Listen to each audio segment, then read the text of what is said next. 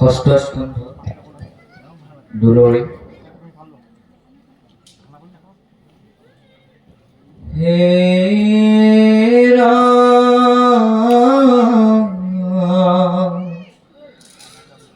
জয় জয় জয়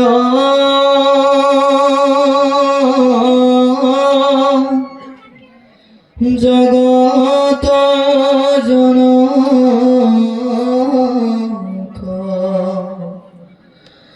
জয় জগন্নাথ নাম পতিত পাতকী অন্তৰ্জুনিষ্ঠৰ স্মৰণে যাহৰ নাম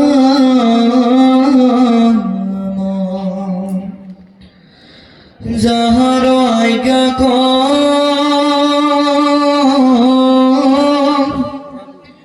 হিৰে ধৰয়াতি হৰি প্ৰজাপতি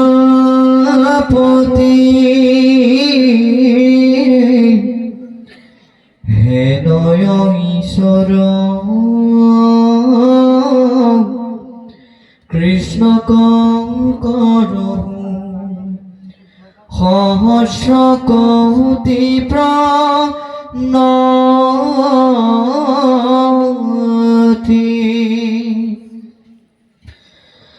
নমো ভগৱন্ত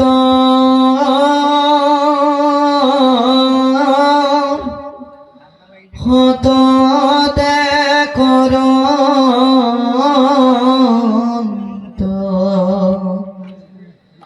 যিটো ভকতক দয়া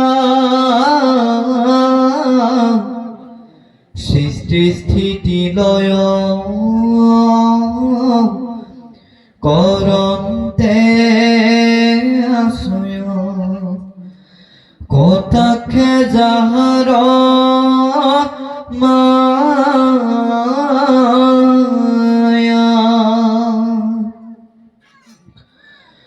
যত অৱতাৰ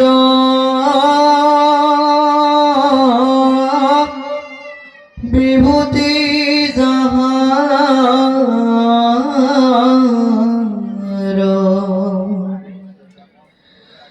যাৰ হৰি নাম হে নয় ঈশ্বৰ কৃষ্ণ কৰহু সহস্ৰ কোটি প্ৰণাম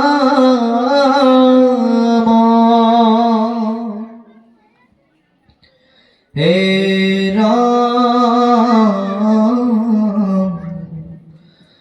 পৰম পাতকী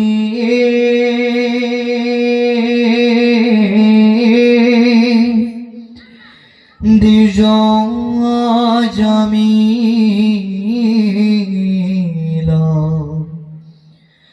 মলিন অধম বুদ্ধি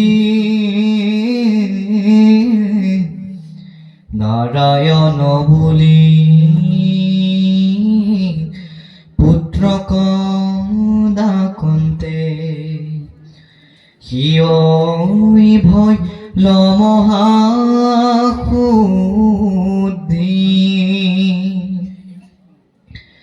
পাপত নিস্তৰি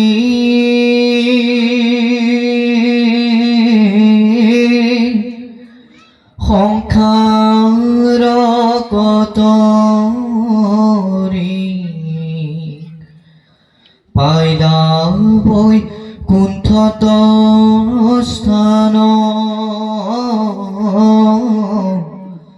কৃষ্ণৰ কিংকৰে ৰচিলা শংকৰে অজামিল অপাখ্যান কৃষ্ণ ষষ্ঠ স্কন্ধৰ অজামিল উপাখ্যানৰ ইতিমধ্যে মংগলাচৰণ শেষ হৈছে। প্ৰথম অধ্যায় দুলৰী মংগলাচৰণত সৰ্বপ্ৰথমে নৰক বৰ্ণনাৰ বিষয়ে আলোচনা কৰা আছে। মংগলাচৰণত প্ৰথমতে জয় ঘোষণা কৰিছে। কাৰ জয় ঘোষণা কৰিছে? জয় জয় জয় জগত জনক, জয় জগন্নাথ নাম, পতিত পাতকী অন্তৰ্য নিস্তৰে স্মৰণে যাহাৰ নাম। সেইজনা জগত জনকৰ জয় ঘোষণা কৰিছে, যাৰ গুণনাম এবাৰ মাত্ৰ শ্ৰৱণ কীৰ্তন কৰাৰ মাত্ৰকেই পৰম পাপীজনেও, পৰম অধৰ্মীজনেও পৰম পদ লাভ কৰিব পাৰে। সেইজনা পৰম পুৰুষৰ হে জয় ঘোষণা কৰিছে ষষ্ঠ স্কন্ধৰ মংগলাচৰণ ভাগৱতে। যিজনা ঈশ্বৰৰ কৃপা দৃষ্টি পৰিলে অন্ধ ব্যক্তিজনে অন্তৰ আত্মাৰ দৃষ্টিৰে দেখা পায়, খুৰা ব্যক্তিজনে পৰ্বত আলংঘন কৰিব পাৰে। সেইজনা ঈশ্বৰ কৃষ্ণৰ হে জয় ঘোষণা কৰিছে মংগলাচৰণৰ দুলৰী চন্দ্ৰই। আমি কলো ঈশ্বৰৰ নাম শ্ৰৱণ কৰাৰ মাত্ৰকে খুৰা ব্যক্তিজনে পৰ্বত আলংঘন কৰিব পাৰে, অন্ধ ব্যক্তিজনে অন্তৰ আত্মাৰ দৃষ্টিৰে দেখা পায়। তাৰ প্ৰমাণো আছে। তাৰ প্ৰমাণ দিছে মহাপুৰুষ গুৰুজনাই দশম স্কন্ধ ভাগৱতৰ বেদস্তুতি নামৰ অধ্যায়টোত। তাত সুন্দৰকৈ লিখি থোৱা আছে, এই ৰাম যাৰ দয়া বলে খুৰা পৰ্বতে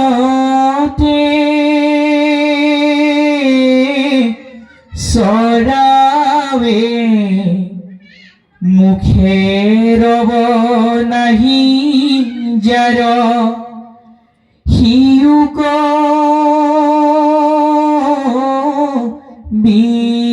বিহুৱে, হেনয় পৰমানন্দ বন্ধু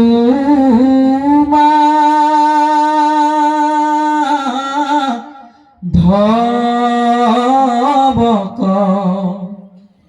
কৰা কৃপা বাপ কৃষ্ণ ময়ীয়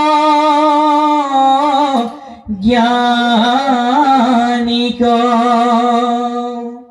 সুন্দৰকৈ দশম স্কন্ধৰ বেদস্তুতিতে মহাপুৰুষ গুৰু শ্ৰীমন্ত শংকৰদেৱে উল্লেখ কৰিলে যে যাৰ গুণনামৰ কৃপা দৃষ্টি পৰিলে অন্ধ ব্যক্তিজনে দেখা পায়, খুৰা ব্যক্তিজনে পৰ্বত বগাব পাৰে। সেইজনা ঈশ্বৰৰ গুণনাম হি আমাৰ সমস্ত জনকে বাৰম্বাৰ স্মৰণ কৰিবৰ বাবে ভাগৱতৰ প্ৰত্যেকটো স্কন্ধই উপদেশ প্ৰদান কৰি আহিছে। ইয়াৰ পাছতে মংগলাচৰণত কৈছে, যাহাৰ আজ্ঞাক হিৰে ধৰৈ আতি হৰি হৰ প্ৰজাপতি, হেনয় ঈশ্বৰ কৃষ্ণক কৰোহু সহস্ৰ কোটি প্ৰণতি।